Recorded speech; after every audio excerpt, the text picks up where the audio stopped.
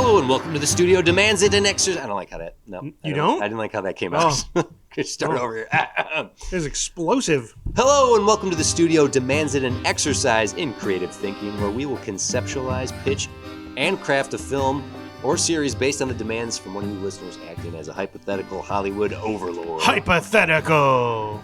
As professional screenwriters ourselves and massive cinephiles, we talk movies all the time. Movies. And we'd like to believe we can meet any demand thrown at us. We will be your screenwriters for this episode. I am TC DeWitt, and joining me, as always, is Jim Brawler Berzelic. Brawler, oh, okay. Which celebrity do you think you could take in a fight? Brawler. Jim Brawler Berzelic. You're wearing your boxing robe today. That's what made me think of this. Yeah. I never realized that the Brawler that's emblazoned on the back there is your middle name. I just assumed it was a nickname.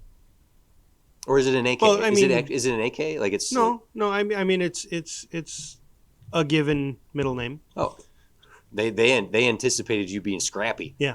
Okay, that's fine. Do you find having a beard that people can latch onto in a fight a disadvantage, or do No, you actually, it's an advantage because they latch onto it and they think they have me, and like, oh, I'm controlling your head. Yeah.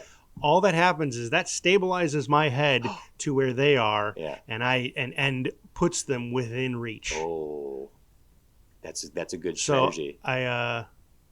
my first move in every fight is don't grab the beard. Don't grab the beard, man. Don't do it. And There's then a little they do. Briar Rabbit It's there. it's reverse psychology. Has that always been your tactic with the beard? Every time. Show me. Hold on. What are you showing me? What is this?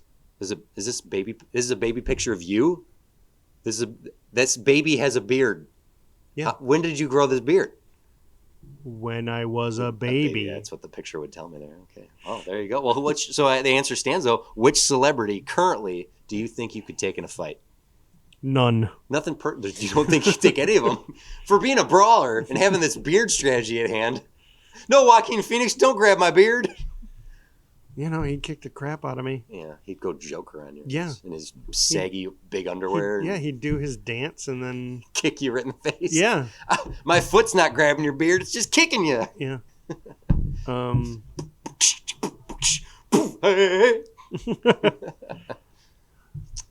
Yeah, they're all trained. They all know what they're doing. Do you think you could take Ian McKellen in a fight? No. My God, no. He knows magic. Wizardry. I'm not talking stage magic. Actually, he probably knows that too. He knows that too, yeah. And he would distract me with it. Do you think that when someone does a movie, they gain the skill of the character they played? Wait, is that how it works? Yeah, they hire trainers they hire trainers on movies. God, I did never even put two together. So like fight trainers, they also hire like wizards. So Ian McKellen does know magic. Yeah. Now, what about a mutation? So Patrick Stewart doesn't have a mutation, so he can't actually like. Why not? He was trained to be a mutant? Yeah, gene therapy. Because Jean Grey. No. I thought you were being funny. Gene. Gene therapy. So like Ozempic and lip filler, they actually get mutated. Yeah, on to the get table. mutant powers. Yeah. Whoa. Okay. Ray Park was green and warty for a while. There are certain things that they have to undo. Yeah. That's crazy. Yeah, imagine knowing wizardry and having magnetism. Oh my God. Mutations. This is like the Kirk Lazarus method of acting, right? That's from Tropic Thunder, the Robert Downey Jr. character. Yeah. So it's like he doesn't just learn it; he becomes it. Mm-hmm. Wow. Okay. So I didn't know. See, I know like some people have like teeth removed, or like, wow, they're really learning. So that's why you don't want to fight any of these people. Yeah. Wait. What about Eddie Redmayne after he had filmed The Theory of Everything? I think you could take him. Theory of Everything. He became. Oh. What? That's so specific. I'd have to go beat up a guy in a wheelchair. Stephen Hawking's. He has no superpowers. He's just really smart. No, but he had the superpowers from all the previous things he'd been in. So he's got they Jupiter ascending. He's got Jupiter it ascending only, powers. It only becomes a problem if it's visible.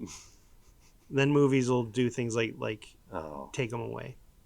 What about like Daryl Hannah after Splash. This is serious. Stop I laughing. know it's serious. She became a mermaid. Well, that's easy. She was a replicant to begin with. Oh, you're right. They were. That all makes sense. So she was a robot. Yeah. Well, it's just interesting. I can actually use this to segue into our episode. Thank you. That's great. All right, Jim, let's get into the episode proper. Our amazing listeners have given us demands from studios literally all over the world. You want to say all over the world? Yeah, that's right. And listening now, you can send us any demand you'd like, and we will have to meet them right here on the spot. And when we reach the end of the episode, if we've done our jobs, we'll have pitched a full script and story meeting or even exceeding those demands. And when the end of the season comes, your demand could have helped us craft a script that will be greenlit by the listeners and the fans for our finale.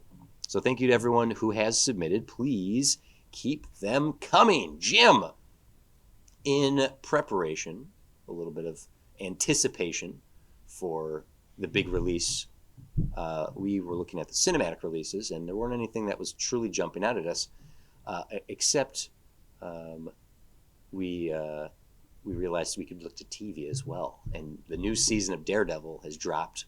It has. It has dropped. It is Daredevil Season 4, Daredevil Born Again. Don't let them fool you. They'll call it Season 1, but it's not. It's Season 4. I assume. I haven't watched it yet. But in anticipation of that, we dug into the demands, and we looked for a keyword of Daredevil. And this comes from Eddie. What? No. I'm excited. It's Eddie. I closed my eyes and I reached into the demands because I didn't. Because we carve every demand onto a piece of cork. Yes. And we put all of those pieces of cork in a big barrel. Yeah. Here, I'm just going to shake the. Yeah. This is the. That's the barrel. That's the barrel of. And you know what? If you were a Patreon and had listened to the extended episode, you would know all about this. What that is, we're telling you now, but it's the cork barrel. It's the cork barrel. And so then we have to dig. We have to dig into the barrel of cork and find the demands. We're super silly tonight. This is silly. I don't know what you're talking about. It's super serious. Super serious. That's exactly what we do. Eddie, hello, Eddie. Thank you for sending this in. You sent this through studiodemands.com. Eddie at Dressing Room Studios. Here we go. In 2003, Daredevil came and went. And all we got out of the middling movie was a killer 2000s soundtrack. Not wrong. And an awful Elektra movie. Also pretty true. That's a boring-ass movie. But there were plans. There were possibilities. If it had succeeded, we wouldn't have just gotten another Daredevil. We would have gotten more.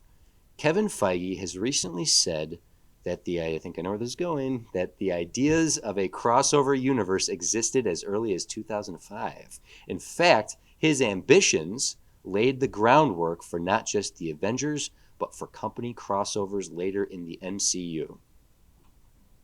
Unfortunately, would never see the light. Unfortunately, it would never. I'm assuming it would never see the light of day until now. It is 2005. Daredevil was a massive success. Rewriting history here. We're not just rewriting history now in 2005. We're rewriting history 2 years previous. Okay. It's 2005. Yep. Daredevil was a massive success. So much so, Kevin Feige's dream is now coming true a decade earlier. You've been given the keys to the kingdom. You've been given the largest budget in history. That is not what I thought it was going to be. What do you think it's going to be? I think it's going to be an MCU. No. Let me finish reading it, Eddie. Sorry, I my eyes got ahead of you. You've been given the keys to the kingdom. You've been given the largest budget in history. Fox and Sony are demanding a Daredevil Spider-Man crossover. Oh. That's the demand. Eddie, thank you for sending that in. I totally thought, we might have discussed this before. This is insane. So in the Fox era, there was a moment in time where Daredevil, Punisher, Hulk, X-Men, and Blade and the Fantastic Four, there was a notion that Kevin Feige, because he was working at Fox under Avi Arad, Aviarad, before he moved over to Paramount and then started developing the MCU. So there were plans in place to try to cross these characters over. So much so that Thomas Jane has a cameo in Spider-Man 2. He's walking through the Central Park in all black, with really black dyed hair, as Mary Jane runs in her wedding gown back to Peter. He's just a blink and you miss it look back. That's amazing. Yeah. So I had heard this before, that Kevin Feige had talked about this possibility of bringing these characters together. This Spider-Man element, though, I don't know if that was part of the plan, but we are now, the demand here is not to do this plan. It's not the Fox Avengers. This demand is for a Daredevil Spider-Man crossover. 2005 is 2 years before Spider-Man 3. So Spider-Man 3 hasn't happened yet. And so this will be Spider-Man 3. This will be Spider-Man 3. Maybe Spider-Man 3 can still happen after the fact, but yeah, so it's 2005, so we're 3 years after the massive success of Daredevil. And the demand is a Tobey Maguire Spider-Man and Ben Affleck Daredevil crossover. I anticipated this being Ben Affleck Daredevil related. I did not anticipate it being this. So thank you, Eddie, for that. Jim, here we go. What do you think? What's your gut say right now? Yes. And there it is. Okay, so we've done it. Yep, the movie will have both of them. Oh. I think the first thing we would do, though, is it should be Spider-Man and Daredevil. Spider-Man's name should come first. How dare you? Look, even Daredevil. Even Warner Brothers knew that the way you sell a Batman Superman movie is you put Batman's name first. Superman going before Batman. No, they know Batman's their bread and butter. You put his name first. So I know it's a silly thing to quibble over, but Spider-Man and Daredevil should be the name of this movie, not Daredevil Spider-Man. No? Okay. Yeah. No, that's fine. Okay. Good. I've gotten everything I wanted. I want a scene where they eat hot dogs, and the movie's done. There's a great Spider-Man scene from Straczynski's run where he eats a hot dog with Loki. Like, he's sitting on a rooftop, and he gives Loki, and Loki's like, hot dog. Straczynski's run on Spider-Man is great until it's not, and that's not his fault. That is meddling from Joe Quesada. Brand new date. Okay. Dang studio meddling. Bring Gwen Stacy back. Have her have a love child with Norman Osborn. Jesus. Let's not do any of that. What do you think was worse? Oh God. The Mephistopheles Peter Parker rewrite? The Mephisto rewrite? Yeah. The wish granted rewrite, or the Osborn Gwen Stacy love child? That's worse. That's worse. That is so. As shitty as it was to reboot Spider-Man again, to get him back to unmarried Peter Parker loser, all that stuff. The disgrace of let's rewrite history. Gwen hooked up with Norman. Ugh. Gross. It's so wrong. Oh. Bold move. Anyway. Okay, so Daredevil, Spider-Man, and Spider-Man 2. Those are the three movies we can play with. Fantastic Four didn't come out till 2005, so that's not on the... Oh, wait, that would have come out the same year as this. I'm just saying that in case we want to insert any other characters in this mix. Because Blade would have been out in 98. Blade 2 is probably out by now, right? Blade 2 was Weirdly, 2002. Blade's not the right feel for this crossover. No. I'm just if this is an all-encompassing universe that we can play in, there's some other characters we could reference or bring in if we wanted to. I don't want to add Blade into the mix. We've no offense to Blade, but we played the Daywalker quite a bit recently, so I have no desire to return to him so quickly. You hate Blade. I hate Blade. Is what I'm trying to say. But we have the X-Men as well. X-Men was 2000. X-Men 2. Ghost Rider. Ooh, X3. When did X-Men 3 come out? And when did X-Men? No. X-Men United. No, that's X2. X-Men 3. Hellboy came out in 2004. That's not. You're bringing Universal into the mix here. X-Men: The Last Stand is 2006, so we don't have to worry about that. And Ghost Rider movie was 2007, so no Ghost Rider either. So we have Spider-Man 1 and 2 and Daredevil. Like I said 3 minutes ago, Jim, pay attention. Yeah, so Toby and Ben Affleck together. Villains we could utilize that would not have existed yet is Harry as the New Goblin, Sandman, and Venom, since they're in Spider-Man 3. We know Raimi's goal or ideal with Spider-Man 3 was just Sandman. And then before that, he wanted Vulture. Yes. But they were like, no, we don't want a bald old man. Do something different. But what if I get Michael Keaton? They had no vision. It took 20 years.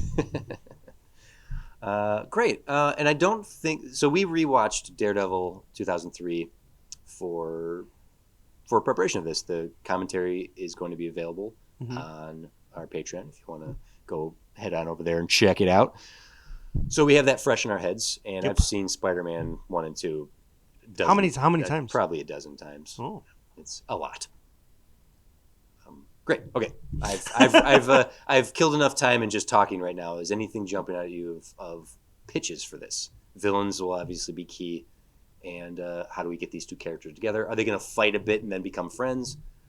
Or I don't know. Kingpin seems like the obvious choice to bring these characters together. Because Kingpin started as a Spider-Man villain in the comics. But the movie we're coming off of is Daredevil. And Kingpin has just gone to prison. Mm-hmm. Should he be out of prison already? I think if you do that, you establish that Daredevil only ever fights Kingpin. Right. You are right. Also, Punisher came out in 2004, so we can also use Tom Jane's Punisher. Yes, correct. And we, in the future, because it's 2005 right now, I'm just letting you know, in the future, we do see an entire season of Daredevil where Kingpin orchestrates from prison. Television isn't as good as film. Okay, good. Yeah, I'm glad we agree on that in 2005. I don't know. Have you seen Sopranos? It's a pretty good show. It's changing the game. 2005 did Lost start yet? Yes. Yes, it did. Yeah, TV's actually on the up. Yeah.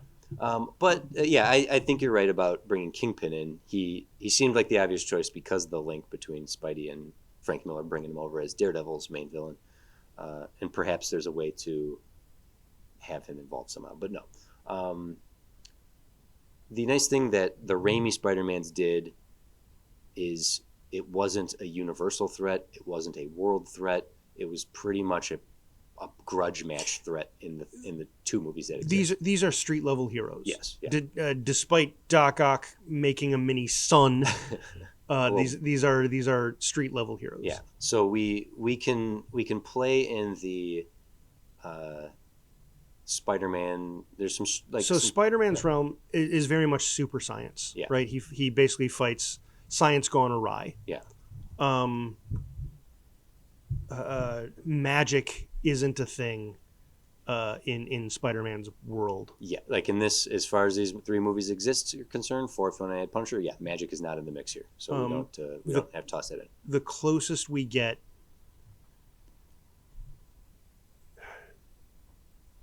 I don't remember if you said Ghost Rider would be. It would basically, if we wanted to. I mean, it doesn't mean that we couldn't introduce things, but if we were to cross over with something like Ghost Rider, that would introduce truly supernatural elements. Well, that first Ghost Rider movie doesn't exist yet. So really? The Ghost Rider movie was 2007, I think I said. Wow, really? Yeah. I missed. Sorry. Yeah. Didn't think it was that late. Okay. Yeah. Anyway, we're not doing that. Right. So the first place I go that I wanted to ham fist in there, but I wasn't. It just doesn't cross over with Spider-Man very well. Is the Hand? Oh sure, yeah. Because Ben Affleck's Daredevil bypasses entirely Stick and the secret ninja societies and all that. Mm-hmm. It's literally Matt Murdock taught himself. He created his own version of Blind Bartitsu. Bringing back the Bartitsu drop. And, hell yeah. And defeats crime with that. So bringing in the Hand and having Daredevil face his past, we could retcon that while Matt Murdock did train himself, as the first movie suggested, there's a jump between him being 13-year-old Matt Murdock and 30-year-old Matt Murdock. So there's a nice span of time in there for him to hone his abilities. And that TV show that will someday exist did honestly do a really similar thing where they suggested he pretty much taught himself. But then they're like, nah, there was some ninjas. Yeah. No, Stick entered into the equation. Season 2, he becomes... That's what I'm saying, in Season 2. Right. Okay, I see. Yeah. So having the Hand be a threat in the city that Daredevil becomes aware of and is now feels responsible for, then he would be facing his former master and so on and so forth. That's a good starting point. It creates us some people to punch. Getting Spider-Man involved then becomes the key. Right. So I was hoping for maybe you will know of a good crossover for it. Does the Hand crossover with any super scientists at any point? Because I know the Hand was pretty mystic in its nature. Like mystical ninjas is like their whole thing. But they are heavily involved in like organized crime. They're mercenaries. They're assassins. They have been used in Daredevil mostly, but they have made appearances in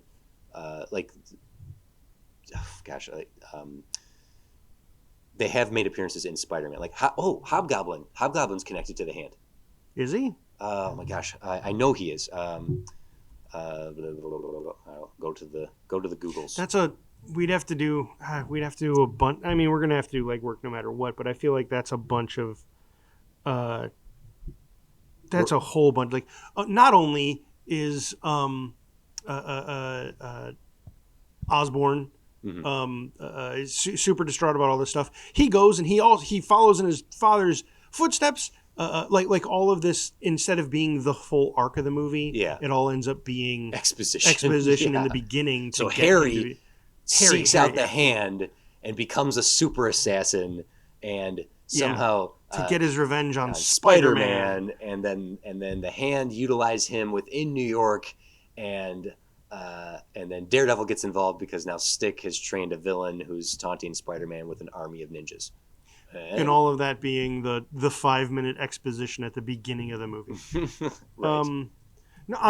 If this is the route we go, actually incorporating Harry getting a hold of Norman's technology and stuff and wanting to initiate his revenge, but then finding out about the Hand and wanting to learn from them, that can be incorporated, but that isn't our inciting incident. That's not our start. That's something that happens. That's like a C plot. Sure. If we choose to do that, and the reason I was asking about a super scientist is because, I just realized another person who has a deep connection to the Hand. But I'll come back to super science. Go. Talking. You put Spider-Man first, and that's fine. But because Spider-Man is first on the bill, this is a Spider-Man movie, right? Yeah. So it doesn't have to be this way, but basically I imagine what's going to happen is Spider-Man has to be the one to come across whatever's happening first. Yes. Yeah.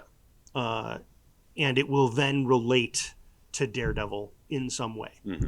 Okay.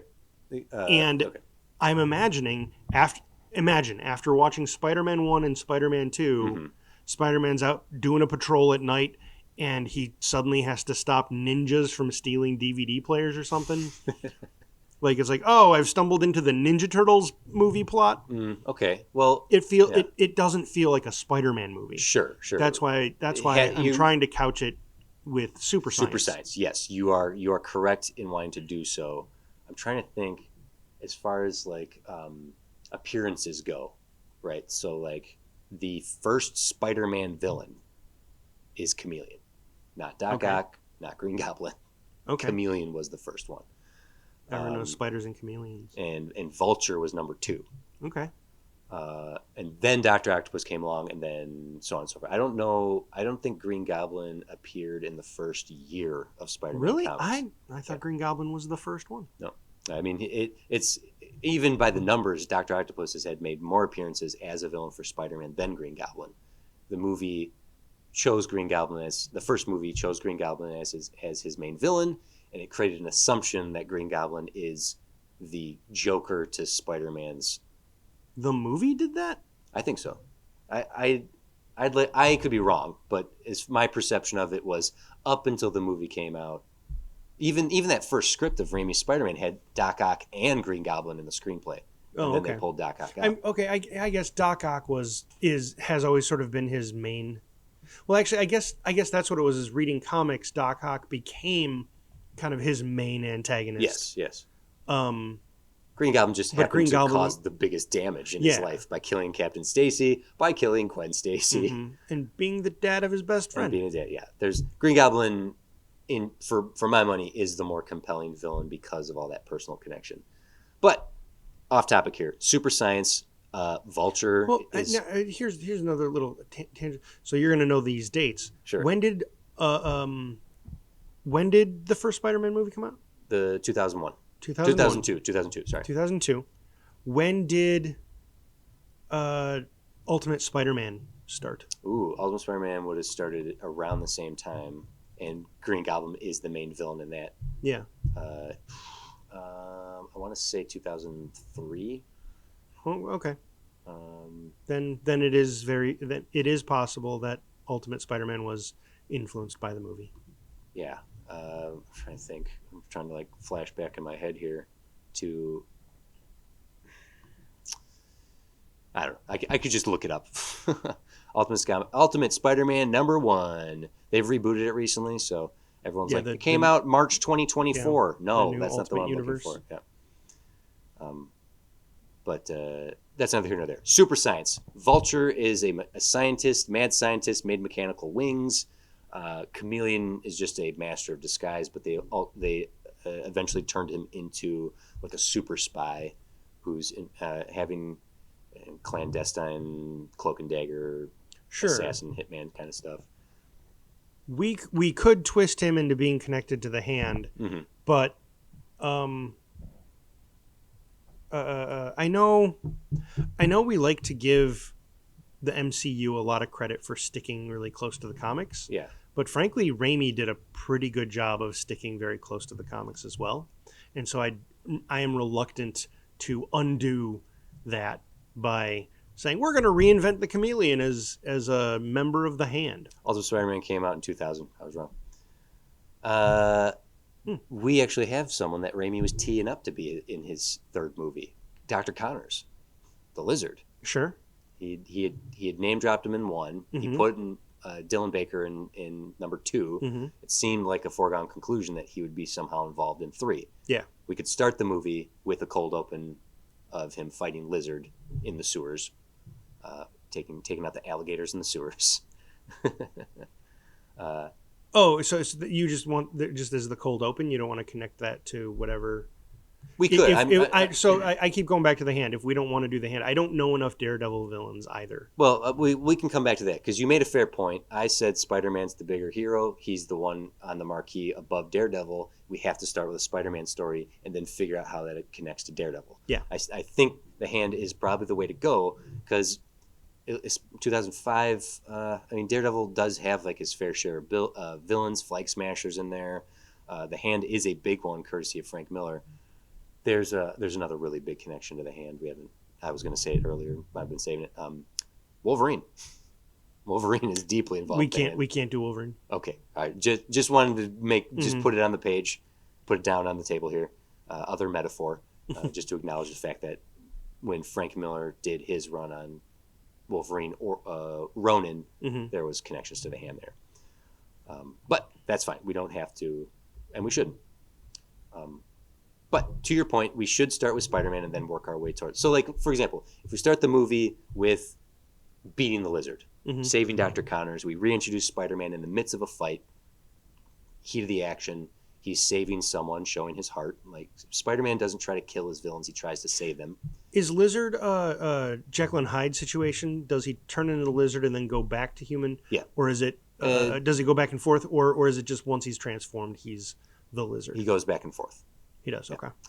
So getting him back to human, saving him. And then an alligator in the sewer fight allows us to have Foggy Nelson read a Daily Bugle headline that says, "Look, an alligator fight in the sewers." Villains for Daredevil, we're looking at, like I said, Kingpin, Bullseye, and the Hand. Like, those are his three biggest villains. Mm-hmm. Then you have the Owl. Owlsley's they do a good job using him in a much more realistic way in the first season of Daredevil. It's the Warden from Shawshank. Purple Man is a Daredevil villain. Typhoid Mary. Jester, who is sort of his Joker type character. Daredevil doesn't have the best villains. Punisher and him have certainly faced off. Mysterio and Daredevil have faced off quite a bit. Not that's like, weird because he's a Spider-Man. That's a Spider-Man villain. Yeah. Hey, Daredevil doesn't have a great rogues gallery. He's got to borrow from other characters. So, but like Daredevil has fought more than a few villains who are typically associated with Spider-Man. One of his very first enemies was Electro. Daredevil. One of Daredevil's very first enemies was Electro. So there's a character we could play with. Another super scientist. He was a super scientist? Well, wasn't Electro? I don't know 616 Electro's origin. I know him from. I know his origin in the Ultimate Universe, and it was it was a great rewrite of that character. They made him a mutant. Yes, in the Ultimate Universe. I'm wrong. The originally, it pretty much what Amazing Spider-Man 2 did. He was just he worked for an electric company, and he turned to a life of crime, and then he was struck by lightning and got lightning powers. And I'm gonna wear a star mask. And he just has he's like a living capacitor for electricity, kind of like what Jamie Foxx ended up doing. But back to Daredevil here. So Mysterio was in the Kevin Smith run. That was when they first launched the Marvel Knights imprint, and Kevin Smith and Joe Quesada rebooted Daredevil and started what is continued to this day as one of the best runs. Mysterio makes the list because he's of like his villains, because he's someone that Daredevil, I believe he fought him because Mysterio was dying of cancer, if I'm remembering correctly. But he was sort of masterminding this villainous street crime takeover with his who's and what's and whatnot. So Mysterio is up there. Now, there's a concept art of Raimi's Spider-Man 4 that has Bruce Campbell drawn as Mysterio. Oh, really? Yes. That he's being unmasked so if it's out there in the world, the ideas for Spider-Man 4 had a cold open of Mysterio being defeated and being unmasked, and it's Bruce Campbell. At least in the concept storyboard art. This is weird because we have to marry two, frankly, very different moods. Sam Raimi's Spider-Man is incredibly vibrant, four-color, sunny New York, and Daredevil was much darker. Yeah. Well, that's not to say there's some rainy. Well, I mean, there's a rainy it does nighttime rain scene in Spider-Man. Where but that's sexy. He's upside down kissing. Yeah, that's sexy. Him and Daredevil can kiss. Daredevil was sad. He was sad in the rain. Okay, we've got a lot on the table here. Who did any of those Spider-Man villains jump out? I think Vulture's a good choice. Mysterio is a good choice. I do like I pitched it the Lizard cold opening just to introduce us to Spider-Man mid-battle. Sure. If it's not going to connect to whatever plot we go with, that the both of them have to team up to fight, that's fine. Just Lizard cold open, cool. Yeah, okay, cool. I got it. I got to pass the censors. So we get Spider-Man. So the big villain, super science. Okay, like we've had Norman Osborn just being a maniac, killing his corporate 1% people he hated and terrorizing the city. Dr. Octopus was just trying to keep his son being built. So I think Mysterio might be a good angle. Okay. And Mysterio basically trying to take over street crime. Yes. Having to fill the vacuum left behind by Kingpin. Kingpin was taken off the board, and because he ran the city. He ran the city. So now that he's gone, there's territory being fought over, and there's a mysterious kingpin that is slowly starting to claim all the territory. Yeah. So, okay, that creates a Spider-Man villain doing Daredevil level things. Is that big enough? Because you got to think escalation as well. Is what would draw Spider-Man's attention to this? Something big has to happen that gets him involved here. Also, another thing is that we don't have to do the hand now if we don't want to, because if it's just Mysterio running a crime, I don't think we should syndicate, do the hand. Yeah, if it's just them running a crime syndicate, then what we could do is Mysterio could have a couple of like lieutenant type characters that have comic book connections to the hand. So sort of like Into the Spider-Verse, Kingpin in that had Tombstone as one of his guys, and that's just a random. That's true. Yeah. So having just like an enforcer kind of character. Yeah. So giving Mysterio, and Kingpin utilized Bullseye. Mysterio is smart enough to use other characters with gimmicks. Yeah. Yeah. Well, I'm thinking Mysterio and his enforcer is Rhino. Oh yeah. Oh, I like that. Just a big guy in like a gray in a gray outfit. Yeah. Like a gray hoodie. And maybe he does something. At first it's probably corny, but like he goes and he puts like he wears this weird horn thing. I'm thinking just like a monster of a man who's got a gray hoodie, and yeah, I don't want to turn him into a rhinoceros. We're not gonna do. I don't think we have him mutate into a rhino. So let's talk about that for a moment. Okay. Kraven was not a great movie.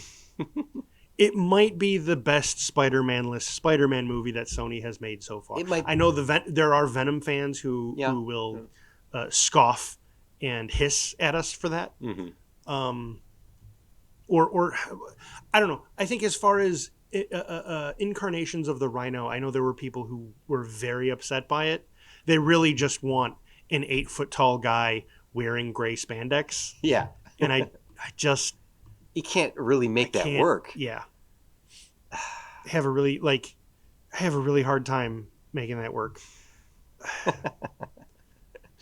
Well, nice thing is that... And so then I like the reimaginings, turning him into somebody who has a mysterious comic book movie illness that hardens his skin, and also for some reason gives him horns. It was a pretty clever way to reinvent Rhino. I think making him just a big guy who's an enforcer for a smarter person is the way to go. And like literally the guy have the guy be known as the Rhino. Yeah, I like that. That he has some sort of maybe some like eczema skin condition, but like he's just a big... maybe like you said, put him in a gray hoodie. I kind of like start with that. Honestly, maybe that's even a thing. Maybe he's a huge guy, and he actually does wear, I don't know, I don't want to say gray spandex, but like he wears, like that's how it starts. He wears this gray hoodie and sweatpants. And it's like, oh, gray like a rhino, and then he takes it off, and he's got this unitard on underneath. You don't and he clips a horn on, or I don't know, something like that. Maybe not a horn. I don't love the horn idea. Then he's just a hippo. You need the horn. You need the horn, or he's just a hippo. Hey, what are you, the hippo? Then he puts the horn on. He's smart ass. Actually, to kind of draw some precedent from Daredevil, he could be some sort of fighter, in the ring fighter, that his persona was the Rhino. That if he touching back on Spider-Man's wrestling roots and Matt Murdock's Batlin Jack Murdoch's boxing roots. That having some sort of, but I think that's it. That he's so you keep poo-pooing the horn. Yes, it's silly. Of course it's silly. It's a dude named the Rhino. Okay, go on.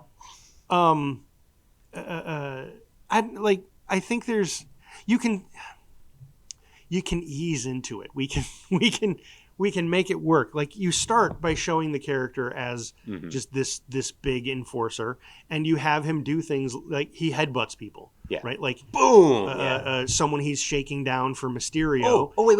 He just headbutts them. Yeah. And so it starts like, that's the thing. And after enough, Mysterio gives him the gift of like, hey, I think you've earned this. Something like that. Headbutting is his like big move, right? Like he's a big brawling guy. We're talking like huge, and he's always like headbutting people. And he headbutts Spider-Man, and fractures his skull. Sure. So now he needs to have some sort of bandage. Oh, you're saying, he breaks his head on Spider-Man, because Spider-Man is strong as hell, and if this guy is he's not superhuman. He's just really goddamn strong. If it's like headbutting a brick wall. He'd be like, bam, and then he needs to like get a bandage, and it sort of shapes itself to look horn-like. I don't like that. I don't like making it an injury. Okay, then. Okay, this is it. We're done. Yeah. This is the end of the show. This is the end of the studio demands it. Okay, we can split hairs about the how podcast ends here. This was it. That was a line I wasn't willing to cross. No. Rhino's the enforcer to Mysterio. Mysterio is so in the comics, so it's the Guardian Devil run was the Daredevil run. God, that's how he's doing it. Sorry. Go ahead.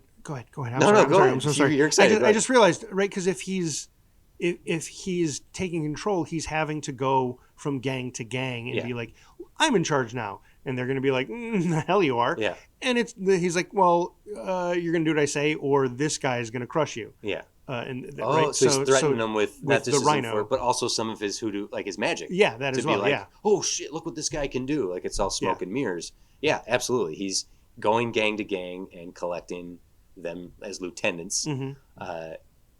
He sets himself up. So in the comics, he did try to, we've already got precedent. He tried to fill up the vacuum that was filled by Kingpin. That is what happened in the comics. Great. The issues the first issue of Daredevil starts the Kevin Smith's run. It ends 7 or 8, and it's revealed that Mysterio was the guy doing the machinations the whole time. Excellent. So it can be Bruce Campbell. Perfect. Now it's got to be someone, Willem Dafoe, Alfred Molina, and then it's got to be, I don't know if Bruce Campbell's... Bruce Campbell can bring it. Okay, Bruce Campbell. In 2005, Bruce Campbell can get some. Yeah. All he's doing is burn notice at that point. I don't know if that's actually true. What if it's a helmet? Yes, fine. We will still talk about Rhino. He has a helmet. You can have the horn. I'm giving him a freaking horn. Burn notice didn't start till 2007. Okay, so he's not doing anything but Spider-Man movies at this point. Mysterio is... When did Lord of the Rings come out? 2001, the first one, Fellowship of the Ring. Yeah. And filmed through... Wait, no. So they all filmed before that. Okay. Then he might not have been doing much. Is Bruce Campbell in Lord of the Rings? No, he has a story about how he hates Lord of the Rings because they were filming they were trying to film his show, Jack of All Trades, and they needed one horse. And every horse in New Zealand in Lord of the Rings was taken by Lord of the Rings. No. And so he hates those movies. He has a grudge against Lord of the Rings for one horse. Oh, and that's why that show was canceled? That is the reason. That one horse. If it weren't for my horse... The reviews were, if only this show had a horse. Oh, poor Bruce Campbell. All right, we have to... We're on track here, but we need to stay on track here. Mysterio is filling the vacuum from Kingpin. It's been over a year now, and he started small, and he's been working up. Okay. There needs to be a moment, something... He's reached a point here where he's about to make his biggest move yet, and that's what's going to have to draw the attention of Spider-Man. So he's started with the small gangs, and he's been slowly building. He's about to cross a line too far. I don't know what that is. I'm going to make a suggestion right now. Perhaps there's still one segment of the city, even if it's just Hell's Kitchen, that Kingpin still has claim to. That everyone, he ran the city, but that was his home territory. And maybe he's finally going to make that move, and there's a pushback from Kingpin or some other villain or that we can... There needs to be a big attack here, a big move by Mysterio that then ignites this whole plot. Spider-Man is like, oh, I fight gangs and punch bank robbers all the time. Boom, a big move happens, and now it's serious. You see what I'm saying? Sort of. Like we need a point, something to kick this off, right? And so I don't know what that is. It's with Green Goblin. His appearance was killing those guys in Times Square with his vaporized bomb, and Doc Ock's appearance was his diamond heist, his money heist. My notion on how Spider-Man gets I just thought of it on track. Yeah, is it's sort of the reverse of what you just suggested. Mm-hmm. You suggested starting with Spider-Man, and then we go to Daredevil, and everything explodes. Mm-hmm. And I'm seeing in my mind, enter your mind palace. I'm seeing Daredevil find some gang operation, like they're moving a drug of some kind. Mm-hmm. Giggle Pig. that was the name of a drug in Brooklyn Nine-Nine. And Daredevil jumps in to beat him up, and Mysterio shows up and kind of rescues his dudes, mm-hmm. and magics everything away. And Daredevil's left just spun in circles because Mysterio messed with all of his senses. Yeah, right. Yeah. So he's like didn't know what happened, but suddenly everything's gone. Mm-hmm. This weird mystery man just magicked everything away. What is that about? Cut to, and I don't know if we would see a sort of maybe a montage of or if that's the first taste of Mysterio. But I'm imagining Spider-Man gets on this whole track when Mysterio, now having kind of done a bunch of stuff, Spider-Man stops a bank robbery. Mm-hmm. Rhino is knocking over a bank with maybe a gang in tow or something, and Spider-Man goes to stop him. Rhino's running away. Spider-Man is about to take him down when Mysterio does a magic thing. Yes. And Rhino's gone, and Spider-Man's like, okay, well, I'll take care of you, fishbowl head. Yeah. And Mysterio's gone, and Spider-Man's left. What just happened? Mm-hmm. So now Spider-Man's going to want to follow up on that, and it was... I don't know. Maybe the order you were saying would work, but I don't know what the big explosive thing. You're completely onto something here, because Mysterio is a freaking showman who is doing gigantic illusions. Mm-hmm. Maybe he's been doing small time stuff up to this point. In the comics, there is someone we could draw from, which is Kingpin has a son who would have been possibly trying to take over. Prince Pin. Yeah, he's the prince. He's the prince. Actually, he's got a dumber name than that. Schemer. Yeah. I know it's supposed to be one who schemes. Yeah, schemer. But here's the thing. This is what I'm saying. If there is one holdout in Mysterio's quest to take over New York City, and Mysterio with his people shows up to do something about it, and they attack him, guns blazing, a big show of force, and Mysterio pulls out all the stops, and suddenly you have a giant monsters kaiju attacking a building. There's this giant display happening that Spider-Man, of course, is going to want to get involved in. Much like we saw in Far From Home when elementals were attacking the city. That was all just a show. A big show of force is going to bring in the necessity of having Spider-Man fight a thing.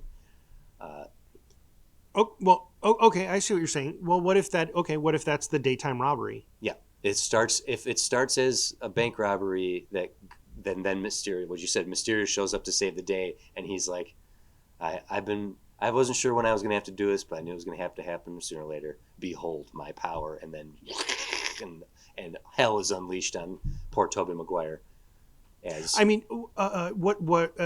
What if he's not just there to save Rhino? What if literally Mysterio shows up to rob a bank with Rhino in tow? Mm-hmm. And it's literally a big show, and you have SWAT,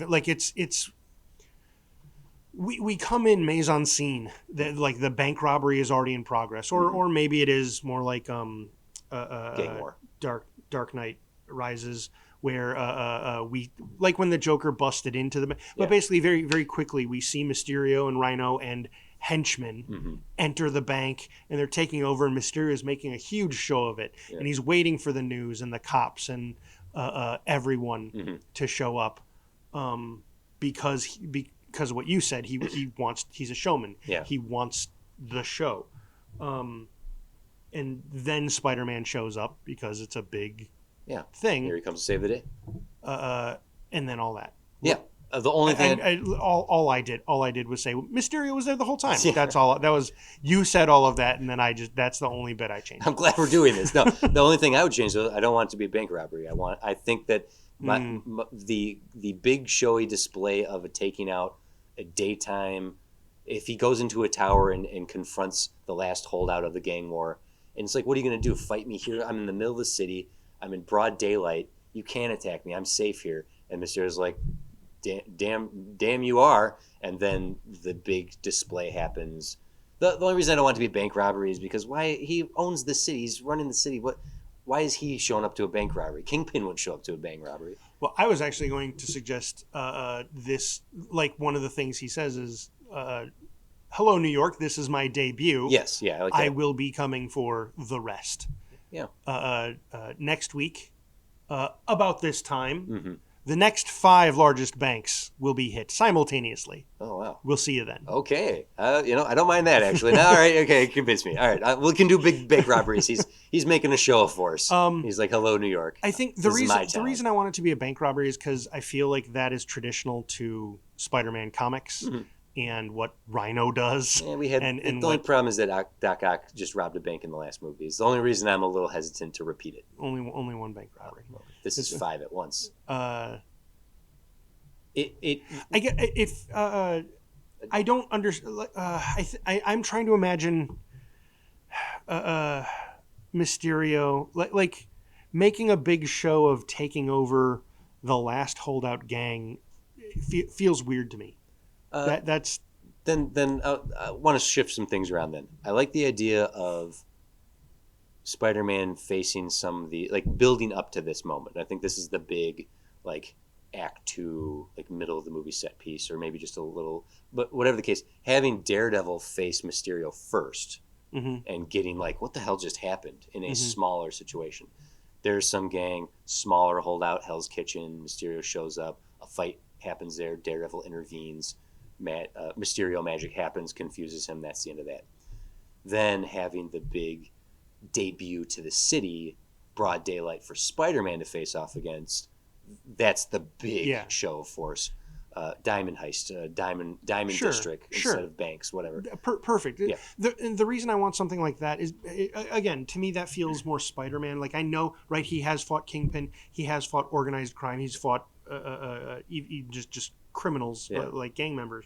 But thinking about to me, Spider-Man fights he fights the more archetypal things like robberies and like I'll get you small like 4 dudes who are holding up a joint. He doesn't concern himself with the politics of the street. It's not something that whereas Daredevil does. Daredevil's going to know that, and that's something that when they finally meet, Spider-Man can be like, who are all these bank robbers? And Daredevil can be like, they're not bank robbers. They're like, that's just one thing they do. They run the streets. Spider-Man, you know that there's lots of crimes out there, right? Daredevil's a policeman and Spider-Man's a firefighter. Yes, there you go. And that's kind of how. So that would be how I would imagine that crossing over. Yes. So instead of being like, I'm a firefighter responding to this crime, it would be, I'm gonna go put out this fire.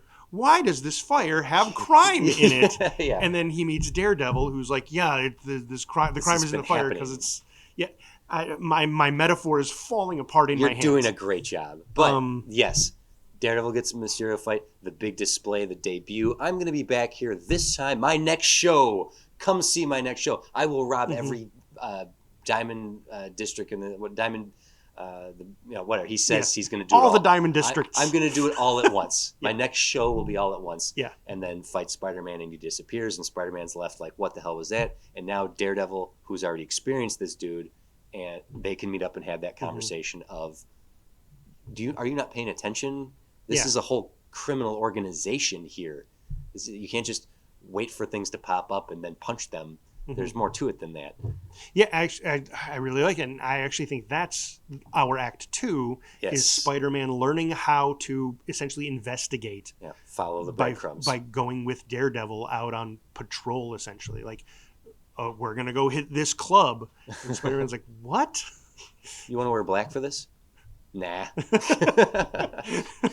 Something like that. Yeah. Once this, that's our whole Act 1, getting to Mysterio's debut, and then Daredevil seeking out Spider-Man. And now we'll come back to this. We need a Peter Parker, Matt Murdock plot for this as well. We're doing big broad strokes here right now to get to the meat of this. Having them team up, and then we need to figure out who this Mysterio is. There's a history here that we need to piece all this together. We have to investigate. You work for a newspaper, don't you? How do you know that? Aren't you friends with a reporter? He's a photographer. He's a photographer. Because I can smell the ink on your fingers. These two have to reveal their identities to each other because I would, especially at this time, they thought of every excuse to get these actors' masks off because that's what they were paying for. But we'll get there. Yeah. Them working together to solve the mystery of Mysterio, to prepare for his 5 diamond banks at the same time. Ocean's 11 reference here is the big Act 2. Okay, so then the big Act 2, finale, is the day of the heists all happening at once, and as much investigating and preparation as Daredevil and Spider-Man have, thinking, okay, this is how he's going to do it. We can figure this out. We've worked together. It's going to be like the subway train, the train sequence where it's it's not going to go their way. They're going to lose this. Yeah. Because then our finale is Mysterio and Rhino versus Spider-Man and Daredevil, right? Sure. That's what it comes down to, is that punch him up, kick ass, Yeah. make it personal kind of thing. I think not only does he rob all 5 banks, he kidnaps the mayor. Oh, all right. Okay. Yeah. And the city blames Spider-Man and Daredevil. The devil of Hell's Kitchen. Does Daredevil become fully public knowledge at this point because he's an urban legend? Well, he's an urban legend. He can be. I think he would be seen on the scene, and J. Jonah Jameson would be like, "Great, another one." Yeah, something like that. Copycats. These two seem to be in cahoots with the Mysterio, the mystery man, and his gray enforcer. What about Mysterio? That's stupid. But this Daredevil's out there, the devil of Hell's Kitchen. Yeah. Ben Urich's already been covering. He works for the Daily News. Yeah. This is the Daily Bugle. Yeah. There you go. No one reads that rag. Yeah. Okay, we're breezing through Act 2, but it's them working together to lead up to the day of. Because they're trying to find out anything they can, because Mysterio does a great job of covering his tracks, which is why Spider-Man was like, I don't have a clue. Yeah. And Daredevil's like, he's trying to become the new crime lord, so we can go shake down some random hoods, right? And see Daredevil be kind of nasty, and Spider-Man's like, yeah, whoa. Yeah, look, are we doing good cop, bad cop? Because I can handle good cop. Yeah, something like that. We do have to remember this is Tobey Maguire's Spider-Man, and he is not funny. We can make him funny. Whoa. I guess I'm the good cop. That's not fair. Tobey Maguire's great. I mean, Tobey Maguire was hilarious in Bubble Boy. I don't know what you're talking about. Yeah, that's how he won Kristen Stewart. Wait, that was him, not... No, it was not, Jake Gyllenhaal. It was Jake Gyllenhaal. And Kirsten Dunst. Kirsten Dunst is what I was... Anyway. Okay. Let's what we're doing. We're gonna take our break now. Oh my god! I thought you were being funny on purpose. Nope. Okay, I was we're gonna being take funny a break on here. accident. We're gonna take a break here. We're gonna take a quick little 5. You won't have 5 minutes. We will have 5 minutes. You just have You'll have like a 25. minute. What? No, they're Yeah, it's a huge break. How many commercials does David put in this show? Like, it's going to be Another Zelda podcast episode. Yeah. Okay, David, do me a favor. Don't put in that much commercials. Is that a funny bit? I don't know. All right, we'll be back after this, everyone. Jim's walking away.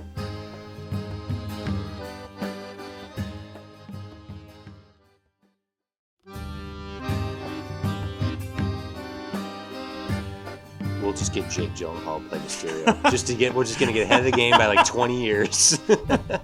15 years? You're doing way too young at the time. Yeah, well, they almost... Right? Did he even do...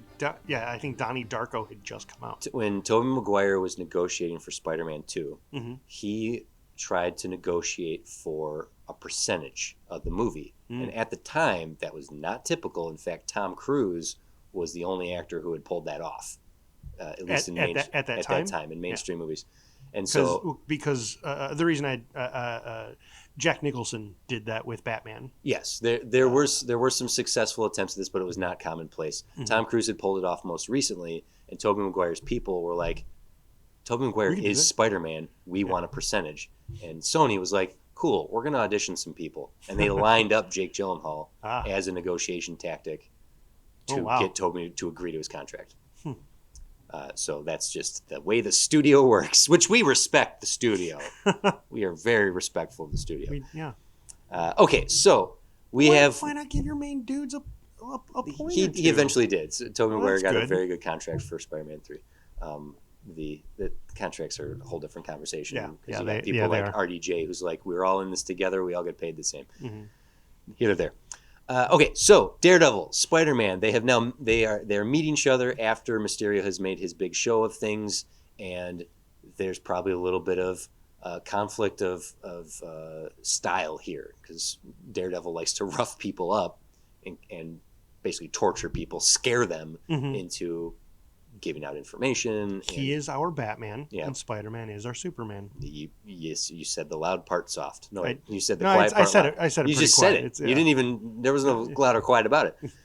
Yes, that's the tactic that's happening here, and their two methods are going to be a little different. But this is what Daredevil does. He can even say, "It's like, what do? You fight weird lizard men in the sewers and octopus men and goblin men, right? I'm out here every night.